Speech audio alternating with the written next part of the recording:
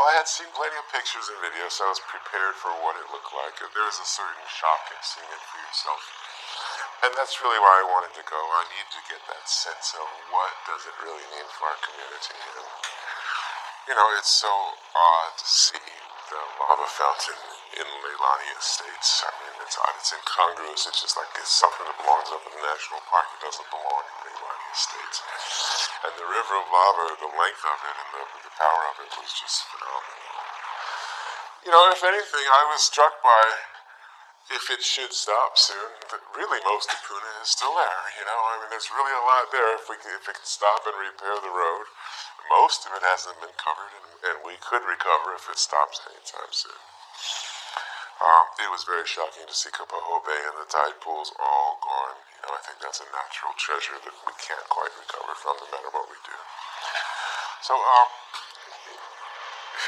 it was a moving experience, but I was prepared for it. Nothing was a surprise. For me, the 4-month legislative session is it's my annual marathon. It's like it's a stressful, intense time, and I was literally getting off the plane after my last day of session when someone showed me a cell phone picture of the eruption in Leilani. And so my life changed from I was planning a decompression phase and a little rest and relaxation, and instead it turned into one of the most stressful periods I've ever been through.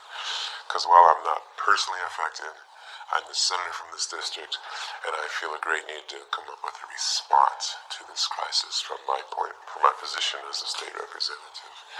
I also have a business in Pahoa, and our staff and everyone who lives in Volcano has been so strongly affected by this. I can kind of feel it through them as well. But for other folks, yeah, I mean, tell them they can never go back to the tide pools. Maybe we can never go back to Poliki. I mean, I think about the school out there, Ku'okala.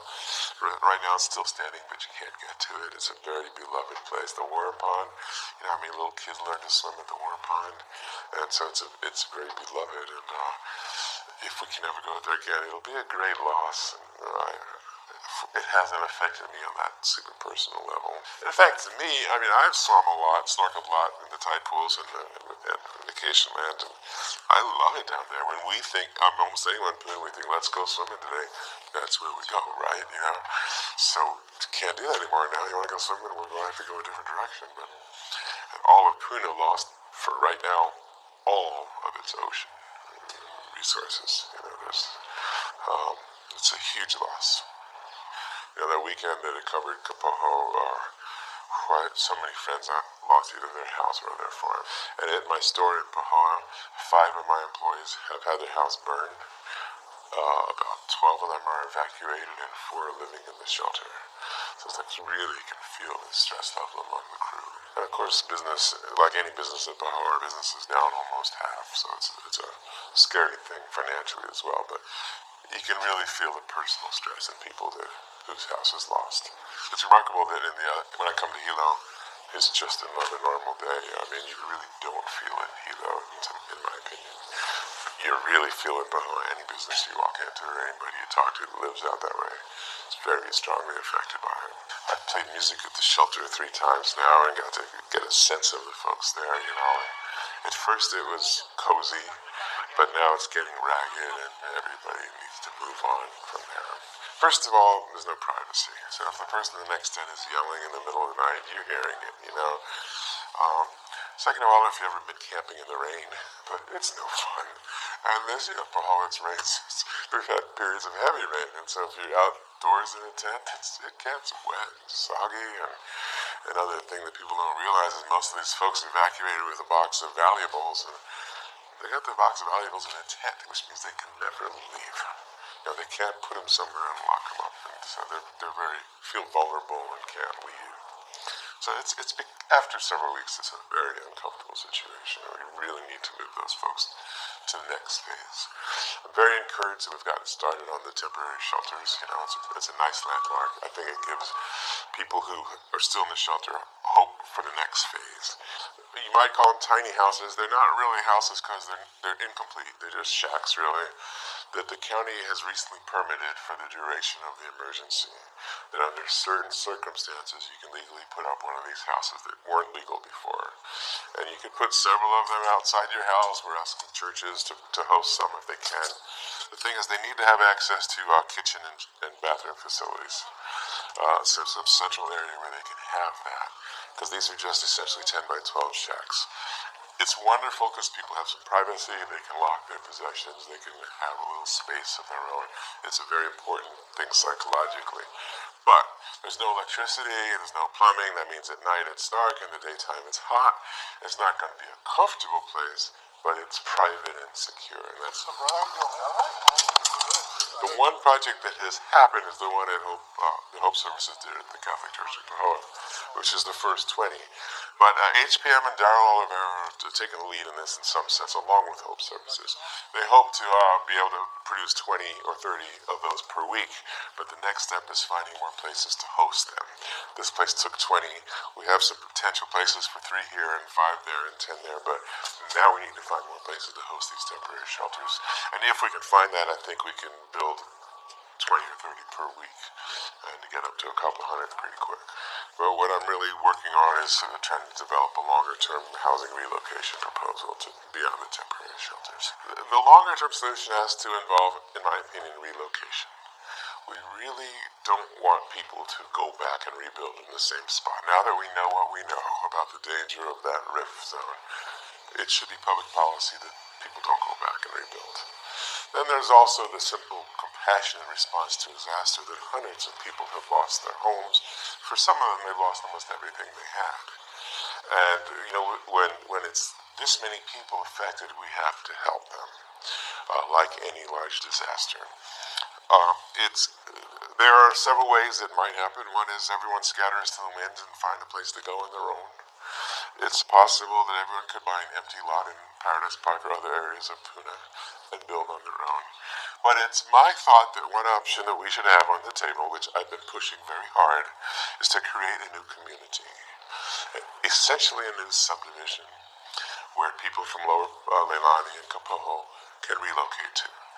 The thinking is if you've lost your home and property out there, then you should be first in line for a lot in this new community we're creating. There'll be several levels of priority. The first going to people who lost their primary residence to lava. We don't want them to have any incentive to go back and build in the same place because they own property there. So the thought is develop for them a lot in a safer area. And it can be outside of the lava threat. It could be in a community where they're once again surrounded by neighbors. People have gone through a similar thing. People used to be their neighbor. And it can still be a Puna-type lifestyle. I mean, you have a little bit of land and not an apartment or a condo. The thing we heard from most people when they've surveyed them is they really want to stay in the same general area. And that means staying in Puna. And of course, we kind of don't want them to stay in the same general area, but my thought is to move out of lava zones 1 and 2.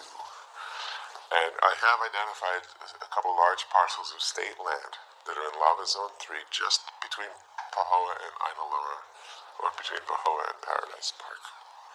It's a very large parcel of land. I already had my eye on the bottom half of that one to develop a Puna agricultural park, which we've already begun the process for it, but it hasn't moved along very far. It might be appropriate to fast track that agricultural park as part of this new community, because we not only lost a lot of homes, we lost a lot of farms and a lot of farming, and we need to replace that. People need to replace their livelihood. We need to replace the food production. So we have an area along Highway 130. It's outside of the main threat of the lava. We have access to the highway, electricity, and water. And my thought is this: if the county built one road with water and electricity, we could have little cul-de-sacs come off of it with clusters of houses. The reason I'm describing it like this is because we'll need to build it incrementally.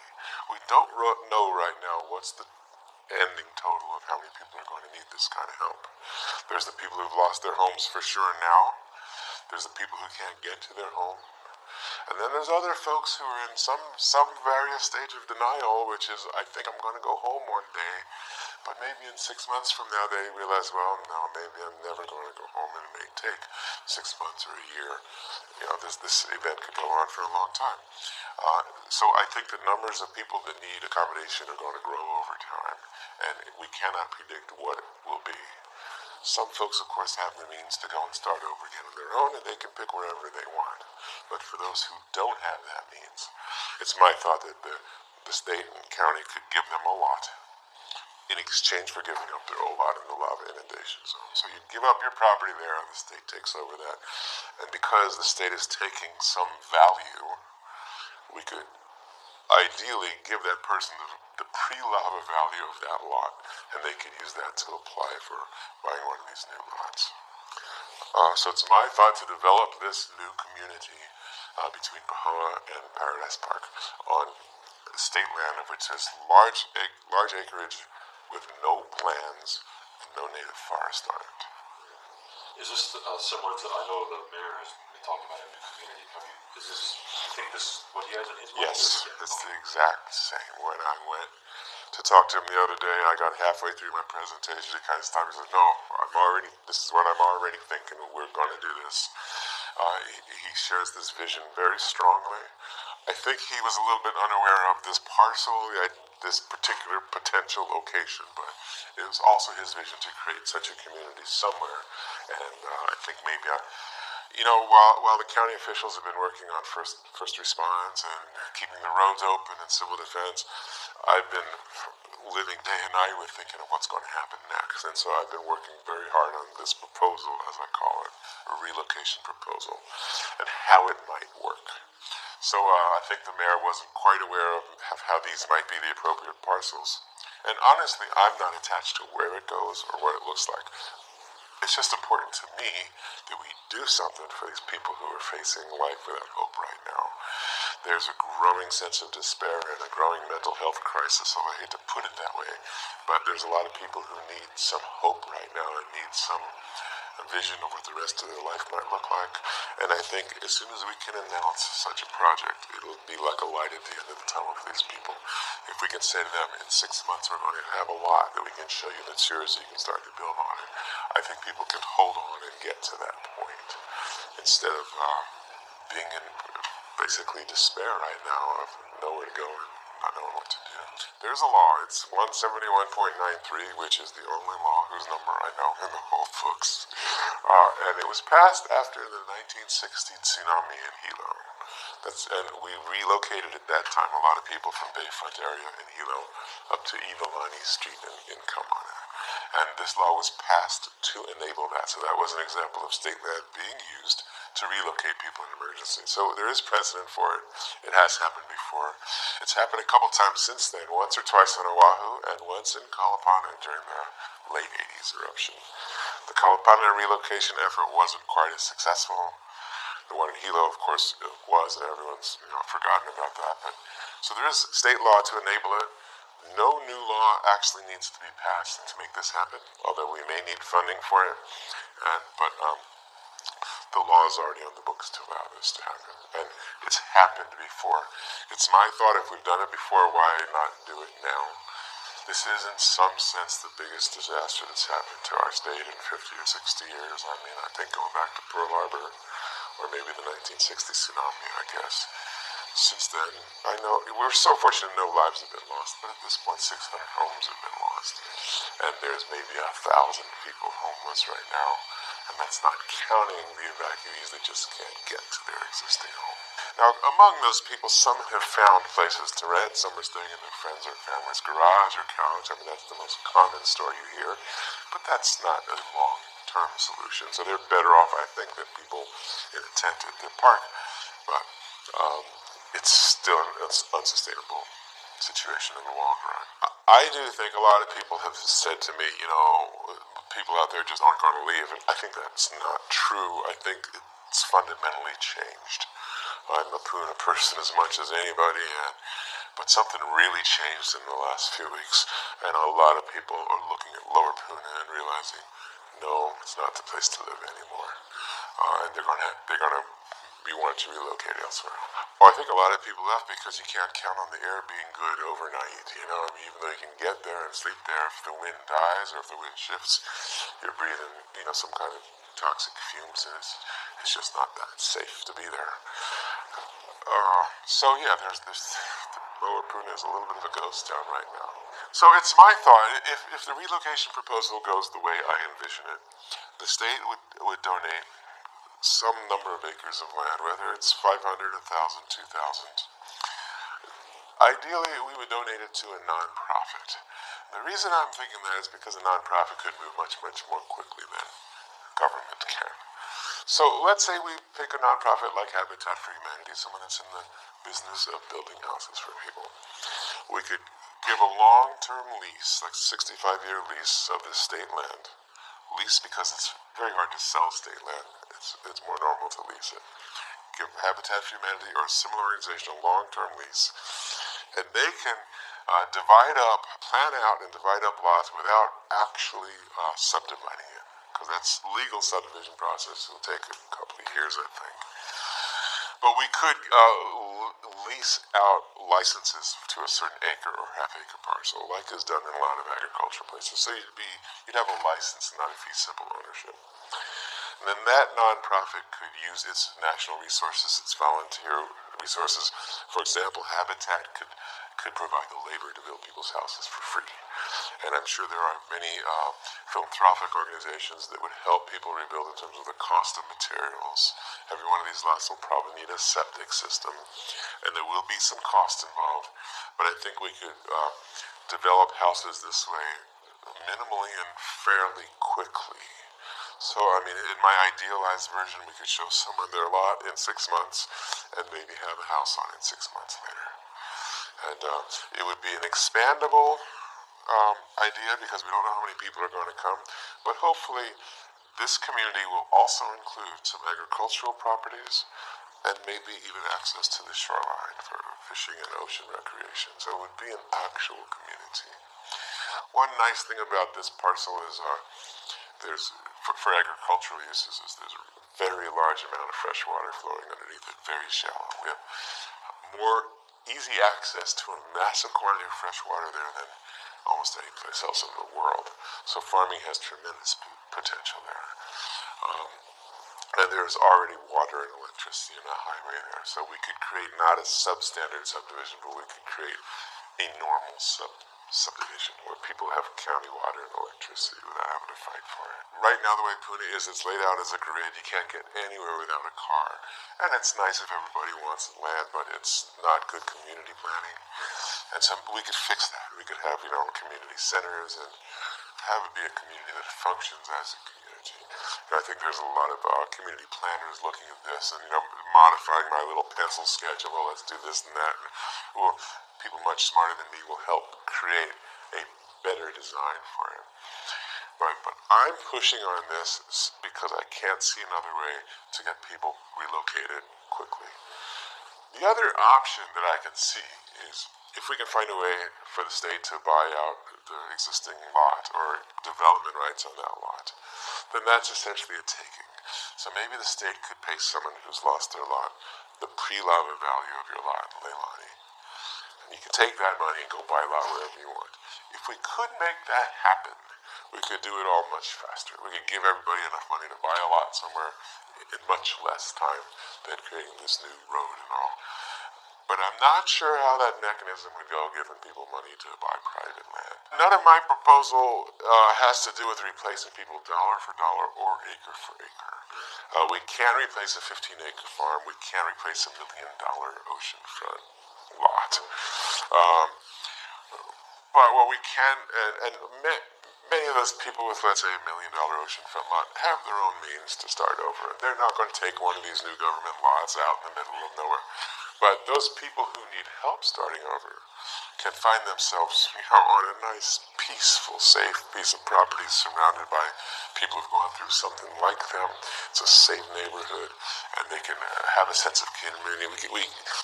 My thought is we could take care of the people in this disaster with a sense of aloha and have it be an example to our country and the world.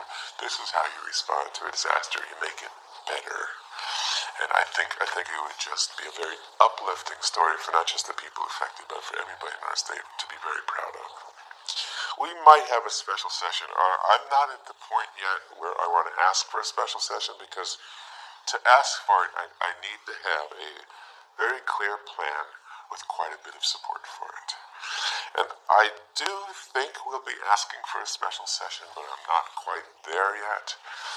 In terms of, I think, between the mayor and the governor and the federal agencies that are helping us, we need to get a little clarity on whether this is my relocation proposal is the way we'll go forward, or will we try to reimburse people to buy their own lots or houses somewhere else in some other way. We're still not quite ready to know what's the best option to move forward. If it is my relocation proposal, I think we'll be asking for a special session, because I think we'll need some money and maybe a couple of amendments to the law to make it happen a little bit easier. The Senate's going to come back in session in mid-July to confirm a couple of judges, so that would be a convenient time if we need it. And I'm, along with the legislative leaders, trying to decide in the next couple of weeks whether to request that or not. We may be able to move forward and do everything we can in the short term without that, and then just address whatever appropriations we might need next year. So the answer is I don't know, but I think we'll need a special session. I'm not ready to pull the trigger on requesting it yet. I've had a lot of people, especially on Oahu, say to me, why should we take care of these folks? They bought in a hazardous area. They knew the risk there. They bought cheap. You took your risk. You take your chances, right? And while I understand that thinking to a certain extent, I can't agree with it, because first of all, emotionally, these are my friends and neighbors. Second of all, whenever there's a big disaster in this country, what we do is we respond with compassion. We don't blame the victims. If you lived in New Orleans or Florida when a hurricane came through, we don't blame them for living in a hurricane zone. We help them, because that's the human, compassionate thing to do. So these people that lived in a place that someone else might say they shouldn't have been, fact is, maybe they're working poor. Maybe that's the only place they could afford to live. Or maybe they fell in love with this place, and every place that anyone lives has natural disasters. You can live in Kalihi and be inundated by a hurricane, or sea level rise, or an earthquake in San Francisco, San Mateo. We don't condemn people. Just every place has its threats. The threat from lava in Leilani was statistically really no greater than the threat from a lightning strike in Kansas, So these people got hit by a disaster. They're real people who didn't do anything wrong. Our government permitted these subdivisions. We gave them permits to build. We strung electric lines out there, built roads, and they got hit by a natural disaster that no one really saw coming, except maybe a geologist. And I think it's outrageous to blame the victims in their time of crisis. That's not how that's not how Americans respond to their neighbors when a disaster happens. What we do is we help them. And so that's what this is. We have to put aside those kind of thoughts and realize if disaster ever hits my neighborhood, I hope my neighbors will help me out and not blame me for where I built. And so, most people respond to compassion and understand the need to take care of this very large number of people. But there are some that need to be convinced. But really, when you look at any place, it's Tornado Alley in Oklahoma, it's flood zones anywhere in the Mississippi Delta. Every place does have its disasters. And yes, we live on a volcano. Yes, we knew we were taking our chances. Yes, we knew it could happen. But, there's people in Leilani, they're living in their grandfather's house, and you look outside and you see a 100-foot tree that's 500 years old.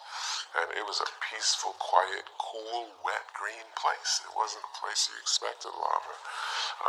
You might point to the people living out on the flow in Calpana and say, well, they're clearly taking a risk, and they know it. But most of the people who got affected by this disaster aren't really in that category. They're middle-of-the-road, suburban-type people living in what was a very safe neighborhood. What we know, looking back with hindsight, yes, we can see the rift goes right through Leilani. Don't build there, but no one was thinking that 2 months ago.